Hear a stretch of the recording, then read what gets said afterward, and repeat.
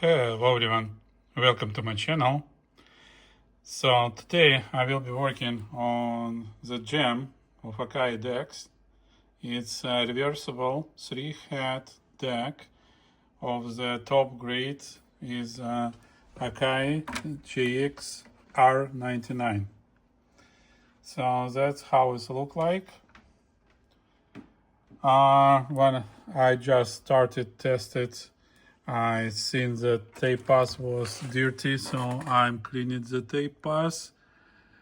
Check it up that everything was working as needed. So see, they have the similar to Dragon guides, which are loaded on springs. So as you may see, and that's mean like when the tape will be going in one direction, the second guide will be pushed by the tape tension out, so like to not mess up with the tape pass. It has two rise heads, one of the each side, and record and playback head which are rotating. All right. It was not playing right away, so like the issue was with this port right here. Like on the headphones there was no output.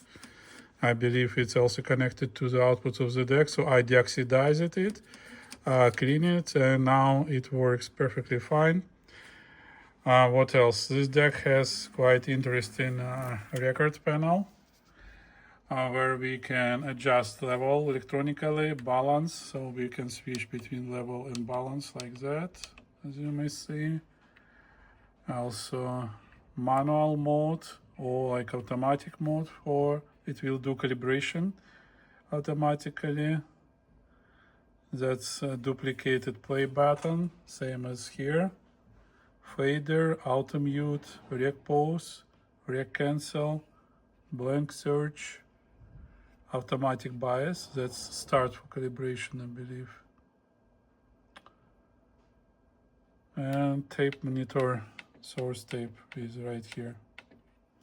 All right, looks nice, and even like everything works.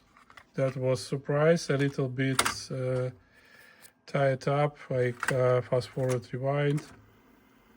Oh, it's getting better. It was really noisy, but it's still pulling. It can play back. Let me connect headphones with Dolby B and tape plays. Even like sounds good. All right. What else? Indicator itself. Lots of elements are pretty dim. You see these bars, level, volume bar. Here, tape types are dim, and also it was wobbling between different tape types. So like connectors, which like sensors needs to be cleaned up, which detect tape type. But I believe this deck will be requiring the indicator burnout. Like when we will apply higher voltage to the spirals, like which supply the ions to make indicator lead, because like that is very dim. Even like here on the phone with close up view, you can see the difference. Like even like top numbers, they are pretty dim in reality. So I barely can see them, right? So it should be much brighter. We'll see. I will talk to owner if he want to do it, because it's still risk like to burn out the indicator and get deck into unusable condition. All right.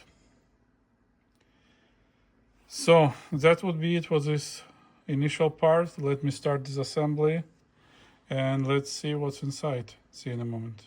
All right. Open top and bottom covers. Let's take a look from the bottom. That's a tape transport. Both capstans are DC motors, but comparing to the Dragon, there is only one motor working at a time, one motor in one direction, other motor in other direction, and that's where they tie it with a belt. Dragon don't have belt, so they electronically adjust speed of every motor, right, to run a little bit faster than the other one, to make a tape tension. I believe it's even adjusted on the Dragon from 0.1% to 0.4% on the speed acceleration. Here you may see the capstan flywheels are balanced. Both of them has the marks from the balancing machine, so it should be pretty good deck from wound flutter perspective. Here I see two diodes, one pot installed, two capacitors. This is the power board, and here I'm not sure yet, I didn't see what it is. For some reason it's installed and it's not factory. Some non-factory marks, a little bit of, I believe, aftermarket soldering. That's a mechanism which pulls out the door, and it's a pretty good one, robust one, same as the Sony K88. I fixed it on my channel with the large threaded shaft and the wheel which sits on the shaft and moves one direction or another, right? And there is like switches installed to detect start and position. All right, so to replace this belt, we can remove these two screws, as I understand, and like bend a little bit, and belt will go out, and we can install new one, because it goes, you see, around the frame, right? And here is a motor which moves this part. All right, let me put it down and I will show you from the top. So you see how many boards here, 1, 2 in the middle, and third board on the top. So the 3 large boards. And I see here is a leaking battery. Looks like it was replaced previous time, because that one is definitely not leaking, but there is a mark of a leakage. What else? I see the relay switch right here, as these relays are prone to oxidize over time.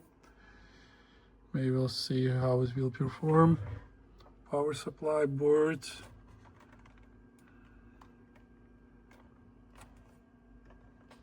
All right, that's 2 boards to control these motors. Really? Wow. All right. Then, as you may see, because there is 2 motors, the real motor is off center. It's not in the middle. It's moved right here, and there is another small belt. Wow. And this part I don't recap it in the other Akai decks. So if this will work, it will push the switches, and they would not be holding the tape, so tape should be installed and removed much easier. So that's an upgrade. I didn't know about that one. You see, that's the board with the switches, and it should be inclining. Let me supply power, let's see. Okay, flywheels running. Oops, wrong button. Yeah, you see, it goes down, and I open, it then goes up. That's a huge improvement for Akai tape transport, and this is a good surprise for me. So it works a little bit differently than the other Akai tape transports. Right, now I believe I need to remove the front panel and to pull the tape transport forward. And I would need to see how many connectors. 2 here, There is black wires going. All right, let me see and I will show you the result. All right. So there is 4 connectors going from the heads. So 2 record connectors right here, right? 1 playback head connector right here. 1 rise heads connector right here. All right. Or maybe it's something else, but it goes to the tape transport. And it's not as isolated. Maybe there is like 1 more cable for the rise heads. I'm not quite sure yet. Here, what I didn't like, these connectors that you pull out the wires and then you need to assemble everything back in the same order, and it's ridiculous, right? I would prefer to install the normal kind of connectors for that.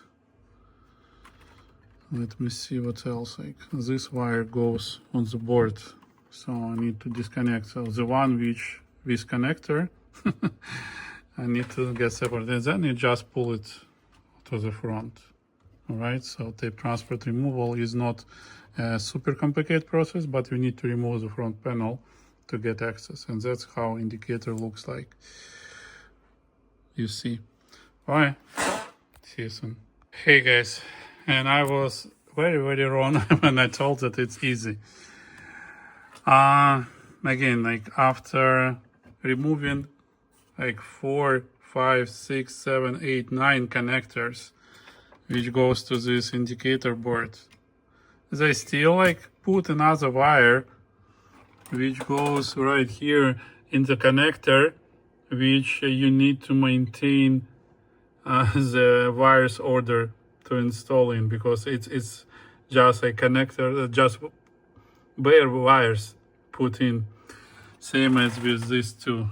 All right, and that's these 2 brown wires, that's from rise heads, and they go under this construction. So I still need to see how to get out the tape transport. And you have to disconnect everything, like unzip tie the wires. Like this connector like need to be removed because it was pretty short pass and board was not movable. And again, like it resembles me F91 I was working in. Everything is so tight, like so much was done like to make it modular, and again, like it's not complete. Oh my gosh. And I thought it will take forever to remove this board. Really, it's time consuming because you may not bend it. You go slowly, like piece by piece, 1 millimeter by 1/2 millimeter, and so on, like, unless you detach it. And additional complexity is this like pin here. The board can be just like rotated on the left side because like you cannot just pull it out. It gets hold between these 2 metal parts. All right, overcomplicated. Like, I hope I will not break anything and bring this deck back to life smoothly. Right, we're discussing with the owner like to revival of this indicator. Like we'll see. You see those teeny tungsten lines there, left to right, like about a dozen of them. So over time they got oxidized. I don't know the root cause, but the only way to revive, I can make them emitting the ions and electrons back, is to supply elevated DC voltage for about like 15 seconds, right? And like 10.5 volts. I've seen like some guys supply even like 13 volts of DC voltage to make them glow. Like when they glow, this oxidation goes away, and then like with normal like 3-4 volts AC, it will work perfectly well again. Still discussing, like there is a risk, so owner should understand the risk, so I'm providing all details, and we will see if he will do it or not, or he will select to leave as is. And anyway, deck in the very good condition. It has been working on, you see, so there is like azimuth was changed, height of the tape pass was changed for both directions. There was brand new zip ties around, there were marks like for the wires, in which direction they need to be installed, and so on. Alright, let me work on it. Those like playback LEDs, and yellow are fast forward and rewind LEDs. I saw like after like removing these 9 connectors that would be it, but these wires like made me remove this board like, and so on. All right, moving on. Okay, I removed the indicator and now I'm getting into the wires, and you see, so there is another zip tie and connector for rise head is right there. Wow. Maybe it's records head, maybe I mess it up like rise and records head, but because there is, like you see, red and yellow, like right and left channel. Maybe it's record head. Still need to cut the zip tie to be able to remove this connector. Like 3 boards. Overcomplicated design, really. Same as F91. All right, see ya. And if you thought that would be it, how dare we are. So these wires, the black one, black yellow, they connected right here and they solder it. And the same wires goes right here and they solder it to the board, to the control logic. At this moment I started to believe that this deck was not meant to be serviced. Really. So I need to understand, like, let me check if I can remove this board right here. But that is more than I expected, like, because these wires are soldered right here on this board and they are tied to the sensors right here. So like when I've removed board, it's still like I cannot remove everything. Oh my gosh. See. Okay guys, I've got the idea. So this kind of soldered connector. So I need to remove solder to pull this board out. That's how it's designed. Tell the truth, I have no desire to work on that series of decks again, like F91 or R99. Like, they are over-engineered. They could do better, no problem at all. Like, I just don't understand it. All right, see you in a moment. And that's how it goes out. I desolder it and this connector pull it out easily. And now tape transport is separated and I would be able to work on it. So next time, if you do it, just desolder right here and remove this connector. It would be more convenient to pull the tape transport out. All right. I want to put a song here like I get free or something like that, because the tape transport is finally free out of the body. See you. All right, after removing 2 screws, I was able to pull this board out. So there's 2 more connectors between these 2 boards. All right, so be careful when you do it. And it just inserted in the lower cuts there. So insert, push into connectors and screw back and reverse order to disassemble. All right. Why they need that many parts? like 4 here, like it's for driving the capstans, and here 2 more, 3 more. So 4066 to switch between directions, this one for the speed. All right, I believe one is for amplifying signals from the FG coil. No, FG coil is soldered from here to here. So probably it's just to drive the coils to rotate motors, and there is also Hall sensors.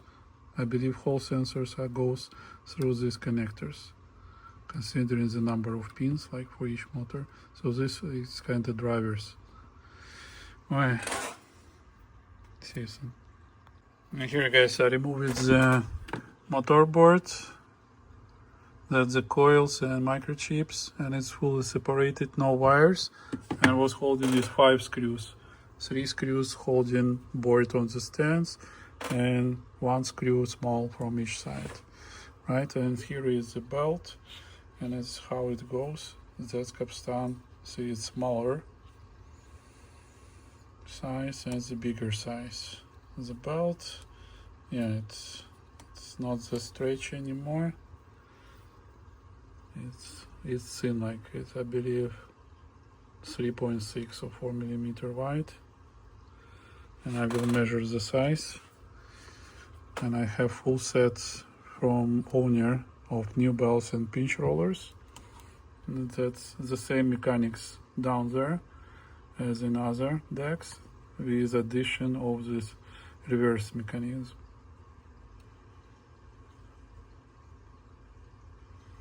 Wow.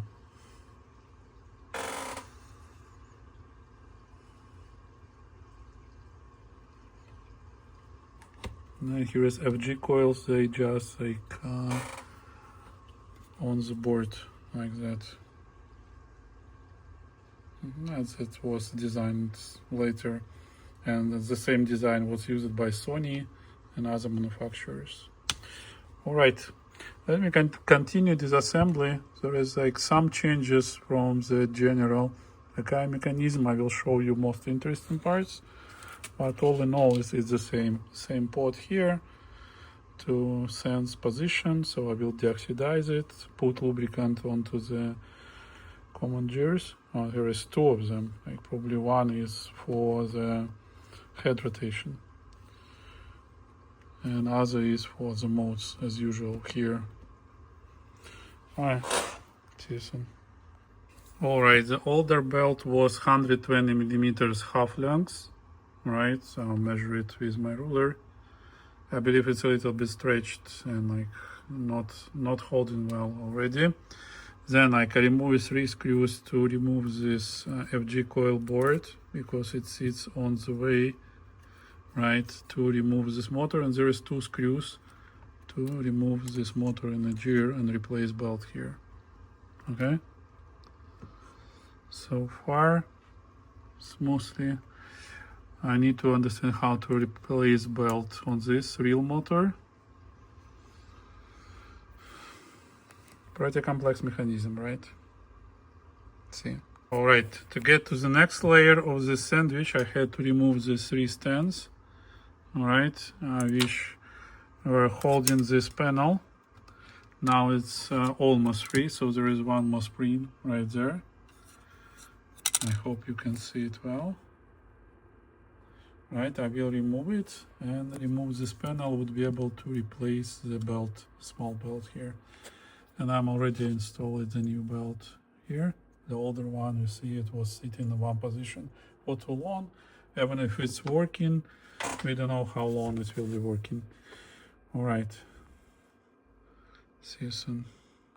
And additionally to this complication, when we're removing this, it goes with all this mechanism here up to the lever with idler tire. So when you will be assembling, you should be pretty precise to put it into the hole so it will work properly. All right. Now Let me see. Okay, I need two hands. It's not going easy. See you in a moment. Okay, and here is our real motor with small belt. It still works. For some reason I see lubricant on it, so I need to clean it up. And it would be a good moment to remove idler tire and like replace it. That's the additional lever here, which works probably on switching. Yeah, it's probably switches the rotation for the heads direction. All right. As I told, over-engineer it. So when engineers get a task like, okay, you don't need to invent new tape transport, use the one we have, but make it like improved. That's what we have after. All right, like add new features. Same happens with the computer industry. Like when we start and build like a bicycle, and then customer came and said, oh, don't change anything, but I want airplane, right? And we build an airplane on top of a bicycle. That's how it will look like. Really, exactly the same. If you will ask, can you build airplane from the beginning, right from the start, it will look differently. All right, see you soon. Anyone who is sane, can me explain how they put it there? Because it holds like, so there is a lever on the knee underneath, and like you cannot push it down, you cannot remove it from here. Like there is no easy way. All right, so I have to look into the service manual, see if there is some suggestion how to get to the idler tire. I removed the spring, right, which was holding it up, so it would not be messing up. But this is sitting on the chassis, so we cannot remove it. Nothing disassemble. So should I remove this like head carriage to get to the idler tire? I am getting lost. See you guys. Finally, everyone, see, I can pull this lever out, and I have to remove the reel. Then I have to remove this friction mechanism, right? And I had to gently work out about the corner, about this brakes lever, and now I can pull out the idler tire together with the lever. And it's exactly the same one as in other decks, just it's installed in the opposite direction, reversed, like that. In regular decks it installed like that, and it has much easier access. All right, now you know, I didn't find any video, like exactly zero video, how to get to this idler tire. Any like comments on the forums? No, ChatGPT was able to help me. So just clear due diligence to understand how these engineers in Japan thought about this deck when they designed it. All right, see you soon. All right. New idler tire installed and assembled back. So you see the spring. It will be pushing it to the motor reel, to this one. All right, it's right here. We'll be in contact with this very last gear. Okay, next, putting the spring back. Probably I would need my two hands, and then close on top this friction mechanism. All right, and with this spring, it will be pushing back to the plastic here and give a back tension for the supply side. And I believe the same done on the other end, because we have reversible mechanism, so we need the back tension. And here is another levers. That's the levers for back tension. You see, we have some grippy material. Oh, yeah. So it's even better from both sides. All right, so it makes it flexible and at the same time will give good tension. I like the design, however, to get into it, it's not easy. All right, see you. All right, assembled the rear side. The belt is wider, as you may see. Quality is good. It runs straight. Okay. Now I also have to replace pinch rollers. This has been provided. For some reason they are different size. I believe those are equal in size in this deck. Let me see. I believe those are equal in size. So I will measure and chat with the owner. See, maybe there is a error when he purchased it. See you soon. Here guys, I saw a video in Russian when the one guy was trying to assemble the head rotation mechanism because it was like falling apart. That's how it should look like. Let me zoom in. So you see these earrings installed like that, and spring which should move head like to the end. It should be installed like that. He installed it in the opposite direction and it was touching the earring, and that's he was wondering. All right, that's how many parts and that's how they have to be installed. All right, I hope you can see well.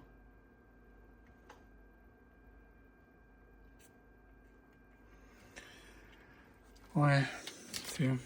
Hey guys, and when I'm trying to remove the front door, I found a new element. So this time they installed the earring right there. You may see. I need to remove it to be able to remove the door. Okay, so it's easy, like from both sides release the screws, and then like you will have more room like to squeeze it out and remove the door. Come on, that's more complex than a regular Akai deck. Well, and now with the door removed, I was able to measure the size of the pinch rollers, and it's definitely left is like 10.7 and right is 9.8, and the new ones is 10 millimeter and 11 millimeter. Technically they should fit good, but the interesting that left pinch roller is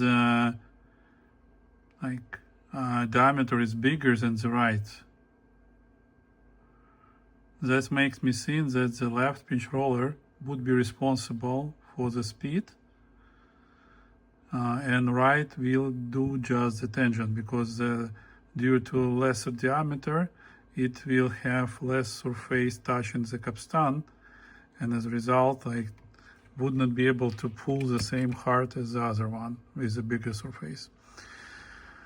All right, now I need to understand how to disassemble them, because as you may see we need to remove this plastic part to be able to get to the roller. See you in a moment. Okay guys, left roller installed. As you may see, I lubricated it. It is one of the best black reel rollers. So same quality as we installed into the Pioneer CT91 for my customer. The assemble is quite easy because you don't need to remove arm, just remove the spring and like you can pull it out. But assembly is kind of a nightmare, so I had to use this tool with the hole, push the spring with one finger and I get this plastic ring sitting here and then gently push it in, so unless it settles. All right, that's how can you approach it.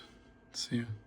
And here, guys, you may check the quality of the rollers. The old one is fully covered with a glass-like material, and the new one is clear and nice. So we'll be installing it back in a moment. Okay, and finally both pinch rollers been installed. And as you may see, they are of a very fine quality. Now we'll assemble the door back, put the transport in, and let's start testing. That's a long journey, much longer than I expected. I'm already spent like 5 hours and it's still counting. Let's see. Okay guys, I'm assembled tape transport back, connected everything, and now we've been discussing, and I have a green light to go ahead with this indicator.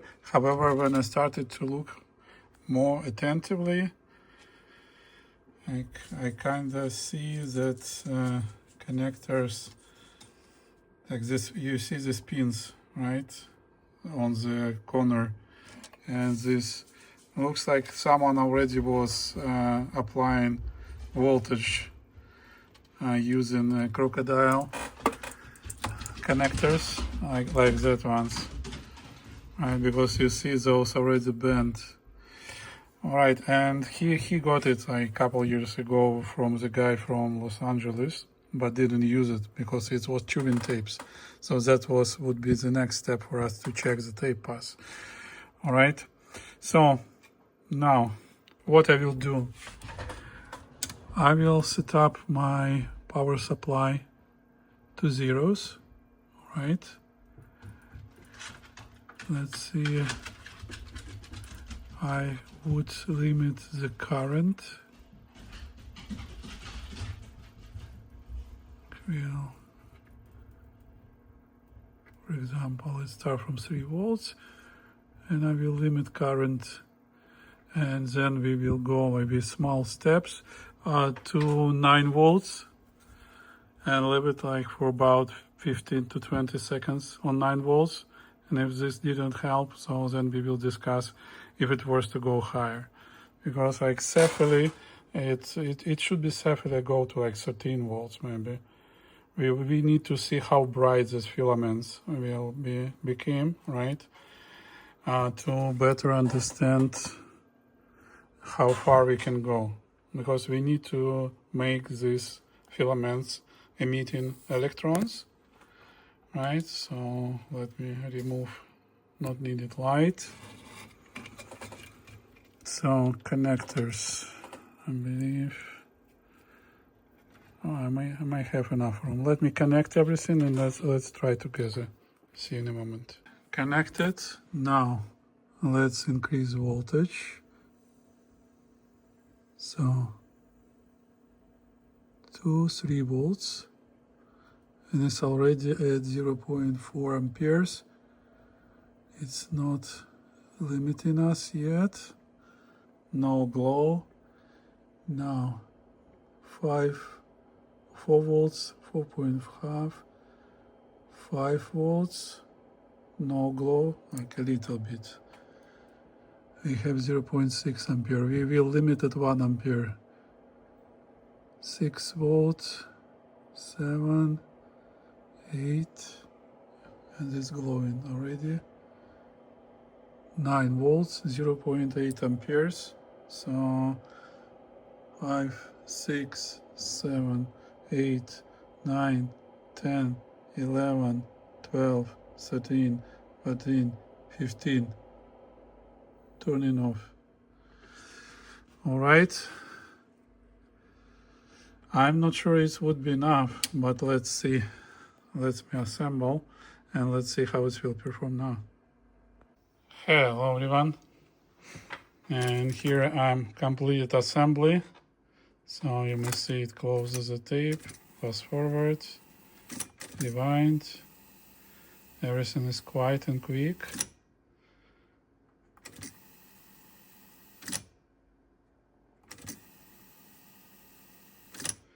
Play back. It's become a little bit better. It's still not that bright as it should be, but at least like the overall, maybe just my imagination. We may try to see through the cover. No, it's still not that bright. It's more even, but it's not that bright. I believe it's required more voltage to bring it to the proper state. I will discuss with the owner to see it plays. Let's see, reverse play. Yeah, reverse plays as well. All right, I just checked tape pass with my coach, so all positional heights are set properly. So I don't expect that it's bad, but I still would need to check all the parameters and make sure that everything is set properly. All right, and still, like you see, now I deoxidized switches. Now it's properly shows metal. Let's try different tape types to make sure that everything works normal. Okay, and chrome, good, and it closes all tapes. That's a good sign. So the wear is not big on this deck. I'm just not sure like why indicator is that dim. It should be much lighter. I don't like here. I see, like you see, they should be lit in full, but they kind of just like glowing a little bit. Same with like DB is glowing bright, and left and right is not glowing as it should. But at least it's worked now. It's better than it was. All right. Assemble it back. This board with that many connectors is a nightmare. So I had to remove both boards, put this board back in, and then snap one after another boards into the connectors, because there is just too many of them. Like, yeah, and it would not go like all together. So like row by row, slowly, gently, like pushing it's doable. But again, like I have never seen that like tight connectors, I would say, like, right, and that many of them on the same board. Like, if you remember Panasonic Technics decks, they do have this like full long connector like on the bottom of the board, but that's went even far beyond.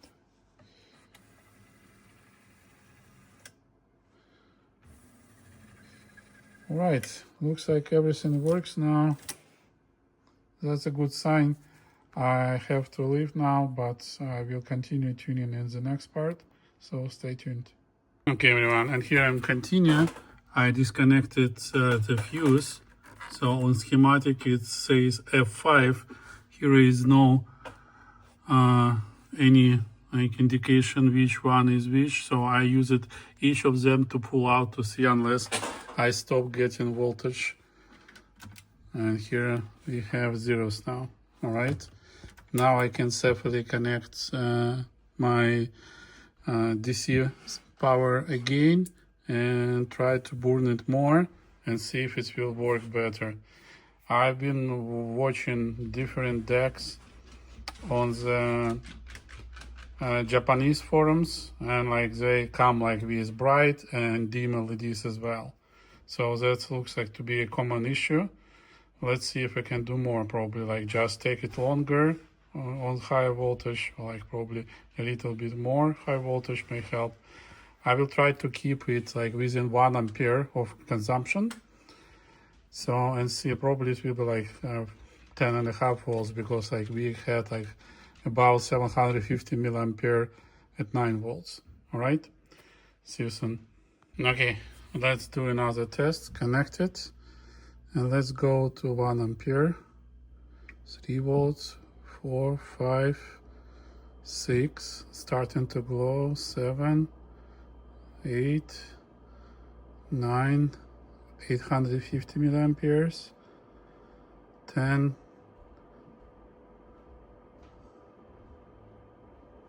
Now we have a limit 1 ampere. Right, 10.5 volts, 11 volts. Working bright. Let's give it another 10 seconds. 6, 5, 4, 3, 2, 1. Going down. Alright. We didn't burn them. That's a good sign. Now let's see if it will start working better. Put back fuse. Voila! It's much better now. Much brighter. I probably will repeat procedure and give a little bit more time. Just a little bit. Let me see. Yeah, now we have a bright indicator here and bright volume level for recording. That's cool. It works. Let me try one more time. I hope I will not burn it out. So guys, ready? Trying one more time. 2, 3, 4, 5, 6, 7, 8, 9, 10, 11 volts. 12 volts, we have 1 ampere. Glowing, glowing. Let's burn a little bit more. There is a vacuum, so there is no source to burn. I hope this will finally make it bright. At 12 volts and 1 ampere. 5, 4, 3, 2, 1, down. Power off. Let's try. Alright, wires disconnected, fuse back in place. Let's see. And we have no more problems. Oh. VFD indicator is bright and nice.